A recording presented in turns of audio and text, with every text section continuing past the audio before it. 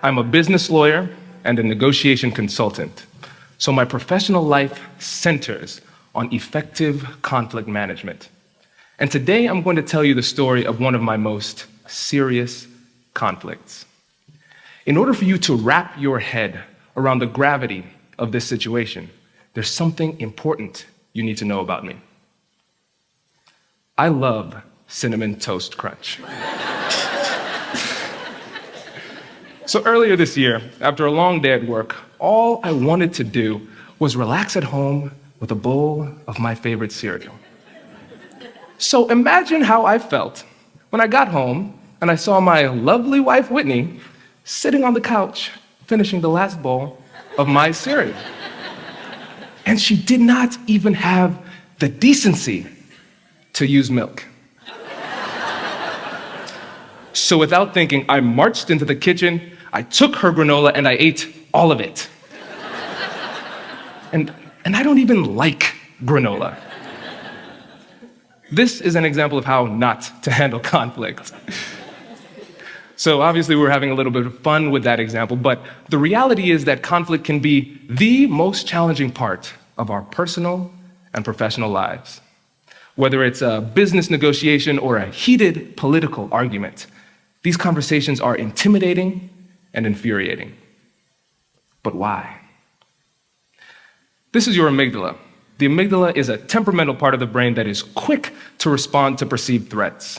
It's part of the limbic system, which is one of the most primitive brain structures and is also known as the lizard brain. These quick, primal responses were critical for survival way back in the day when we were living in caves and death lurked around every corner. But the problem is that society evolved faster than our brains. And as a result, today we struggle in difficult conversations because we're fighting modern-day battles with prehistoric tools. Have you ever said something in the heat of the moment that you immediately knew was a mistake? This is called an amygdala hijack, and it can take you from rational to irrational in the blink of an eye.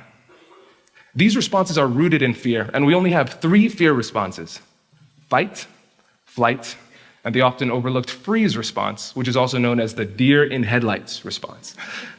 And your preferred fear response is most likely going to be a product of your lived experience.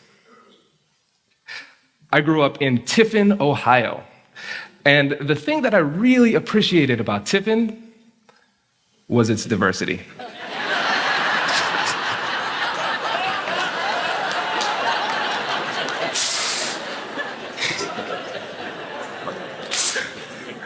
On top of that, my family's from the Caribbean, so I had a strong Caribbean accent when I was growing up. So not only did I look different, I also sounded different. And not surprisingly, this combination made it real tough for the young boy to fit in. So because of this, I became obsessed with finding ways to gain the acceptance of my peers, and eventually, I became one of the most popular kids at school. But this came with a price. I became deathly afraid of saying or doing something that could potentially jeopardize the relationships that I worked so hard to create. I became a people pleaser, and this made it less likely for me to stand up for myself in difficult conversations. In other words, I would freeze or flee in the face of conflict. This led me to agree when I actually disagreed and avoid confrontation at all costs. But all this changed when I met my mentor, and he told me something that I will never forget. He said, "Kwame, there is a big difference between being liked and being respected. And if you want to have personal and professional success, you need to be willing to engage with conflict." So after that meeting, I forced myself to have the difficult conversations that I spent my whole life trying to avoid. And as I built this new habit, I discovered something life-changing. Conflict is an opportunity. Conflict provides you with the unique opportunity to either repair and strengthen valuable relationships or identify and remove malignant relationships with minimal damage. So how do we actually engage with the conflict at hand? Do you remember fight, flight, or freeze, I suggest that we use a more evolved response to conflict resolution, something that I like to call compassionate curiosity. Now, the distinction between curiosity and compassionate curiosity is more than just semantics. For example, you could start a conversation off like this: "What the hell is your problem?" Curious, yes. Compassionate, no. Or you could start a conversation like this: "How do you feel about this situation?" Compassionate curiosity fosters a genuine desire to understand that is tempered with empathy and respect. Approaching conversations in this way naturally causes you to ask better, deeper, and more penetrating questions and listen more effectively. What makes this so hard is the fact that we need to be vulnerable. We need to be willing to suspend judgment and open ourselves up to the scary possibilities of either being wrong or potentially losing a relationship. Compassionate curiosity is the key to taming the lizard brain. Slowing down and asking these high-level questions forces you to use the most evolved part of your brain called the prefrontal cortex. This is where you find logical reasoning. Whenever you get lost, confused, or scared in these conversations, compassionate curiosity will be your North Star. You can look to it for guidance when you don't know what to say. You can lean on it for support in your most difficult conversations. And as you start to build this new habit, you'll realize that it actually takes pressure off of you because your goal is to learn, not to teach. Here's an example. Earlier this year, I found myself in a heated contract negotiation.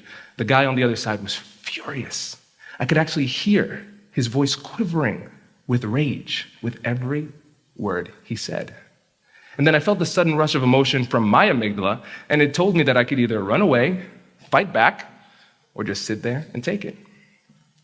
But instead of falling victim to these primal impulses, I chose to use compassionate curiosity. I led with compassion and focused on addressing his acute emotional needs. I said, "Listen, I can tell you're upset. What are your biggest concerns? What can we do to help you?" And as he started to answer these questions, he slowly began to calm down. And by the end of the conversation, we were laughing and joking with each other, and he gave me everything that I needed. Effective conflict management is a critical element of negotiation and persuasion. This deal would have been impossible if I didn't take the time to suspend my agenda and address the conflict on the front end of the conversation. And you don't need to be a professional negotiator to do this. It works in your personal life as well. But I will be honest with you, I am a lot better at doing this in my professional life than I am in my personal life. And this is because as the relationships get closer, the stakes get higher. There's more to lose. But you have to remember, we don't use compassionate curiosity because it's easy. We use it because the relationship is worth it. Speaking of relationships, let's get back to Whitney and Serialgate. What does compassionate curiosity look like in this situation?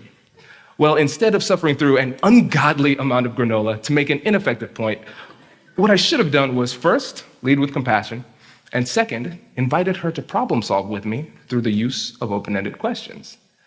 Now, this is where it gets really interesting because I actually tried this with Whitney a few weeks later, and I learned something fascinating. So when I brought this up to her, she looked at me with genuine confusion and said, "Kwame, do I really do that?" And I was shocked. And this was shocking to me for two reasons. Reason number one was because at this point, we'd been married for 7 years, and I could not believe that she didn't know how much of an issue this was to me. Reason number two was because as we were having this serious conversation, she was literally finishing off another box of my cereal right in front of me. This just goes to show that a lot of times the other side is blissfully unaware of the impact that their behavior has on us. And this is precisely why it is our responsibility to stand up and say something if we really care about the relationship and we really care about making positive change. We're living in a time now where it seems as though we've forgotten how to talk to each other. Embracing and sharing this message of compassionate curiosity may be the best thing that we can do to counter the animosity that we're seeing in the world today. So I'll leave you with this. It's a challenge. The next time you find yourself in the midst of a conflict, remember, you have two choices. You could either use compassionate curiosity and actually seek to improve the relationship, or you can follow them home, sneak into their kitchen, and eat all of their granola. So as Jeff was reading through my bio, essentially all you need to know is that I'm a stereotypical Caribbean male, just way too many jobs. And I need to settle it down a little bit. But really enjoy having the opportunity to have these conversations with all of you.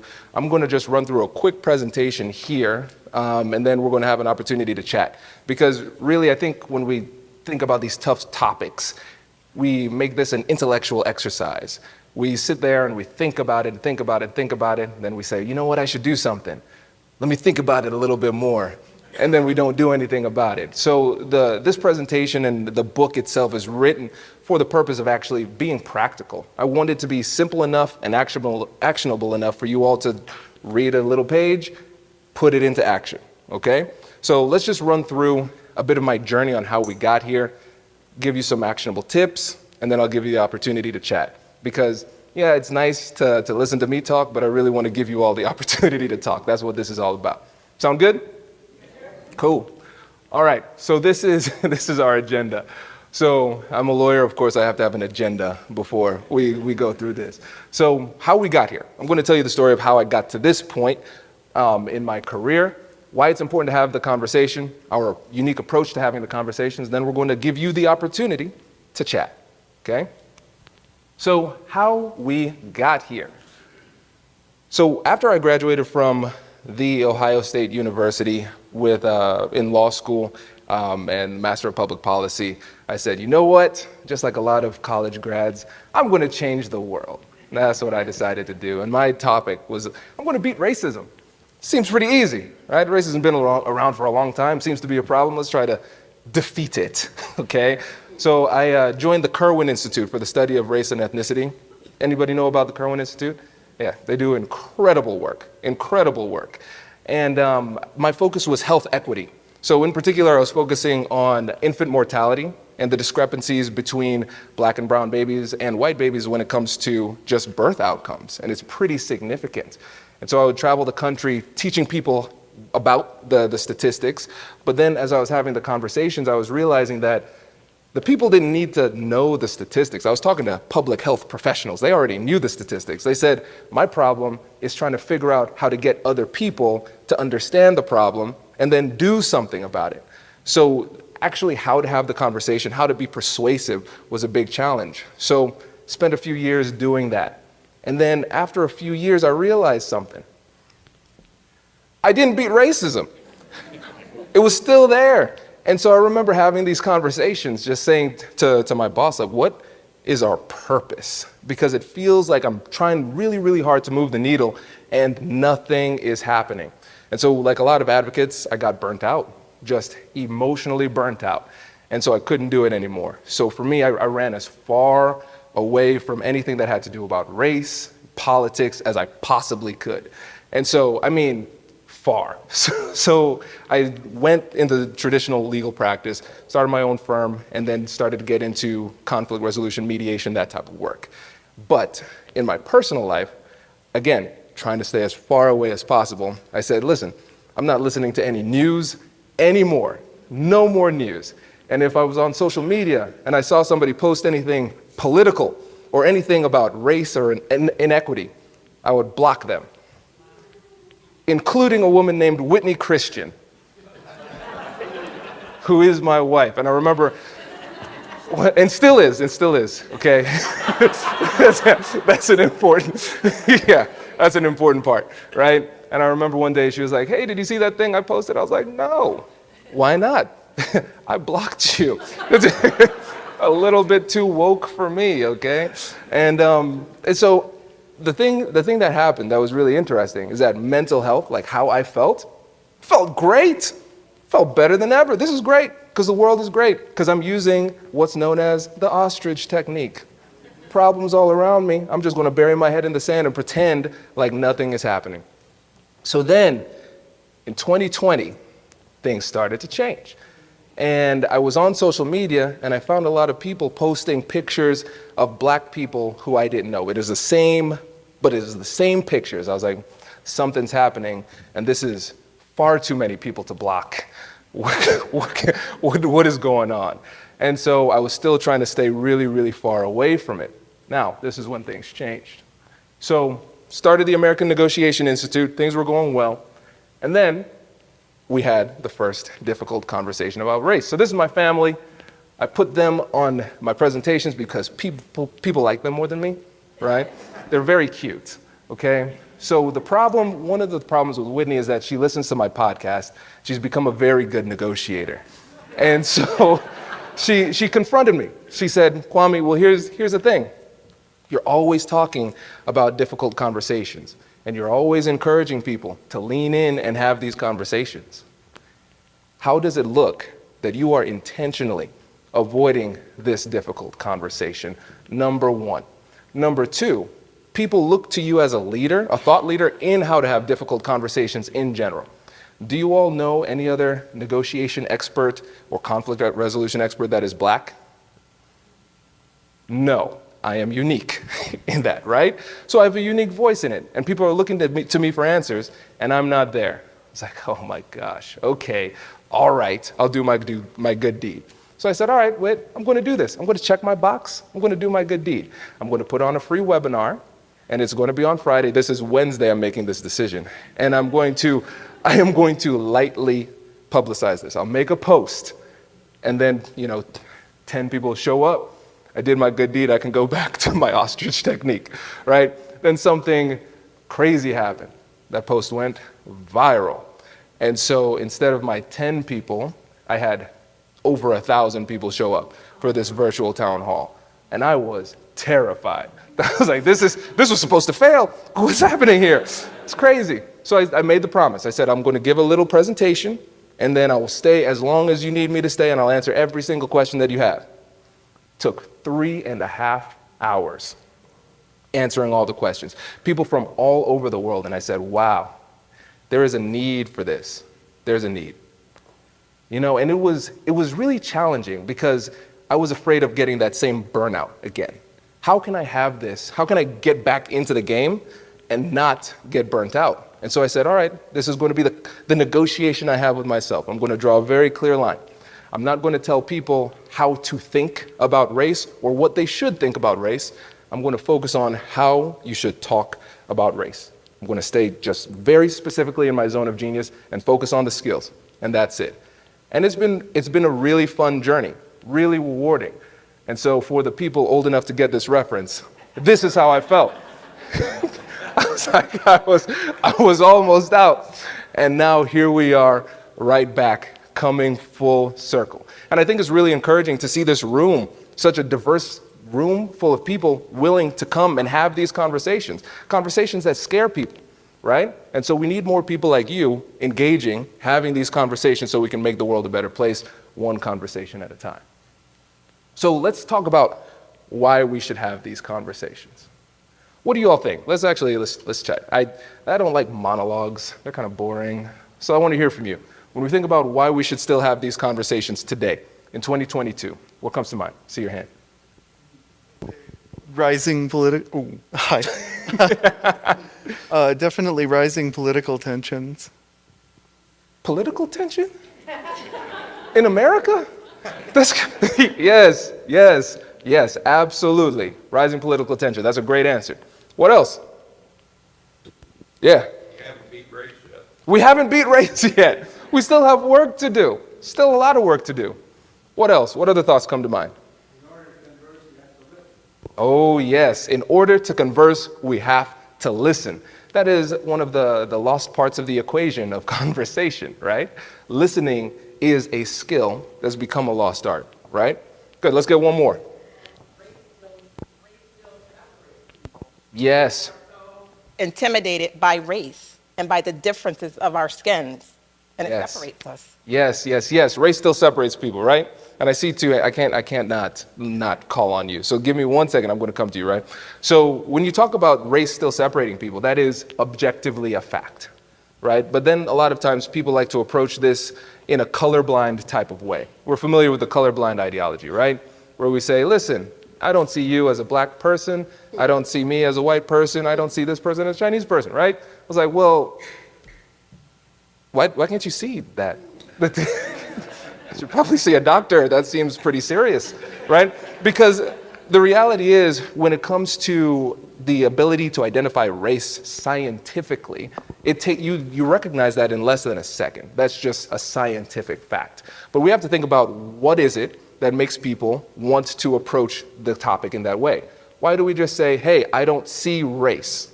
Any ideas on where that comes from? Like what the genesis of that belief could be? Thinking about it in the best possible way, assuming positive intent. Yeah. We don't see it, we don't have to do anything about it. Bingo. We don't see it, we don't have to do anything about it. That is how I clean my house. Whitney keeps on telling me it's a problem. Kwame, you have to see messes. I was like, I don't see messes, right? If we see it, we have to do something about it, right? It creates responsibility. And a lot of times too, people recognize that racism has been a problem throughout humanity for the entirety of our existence, right? And so they say, if I don't see race, then racism doesn't exist.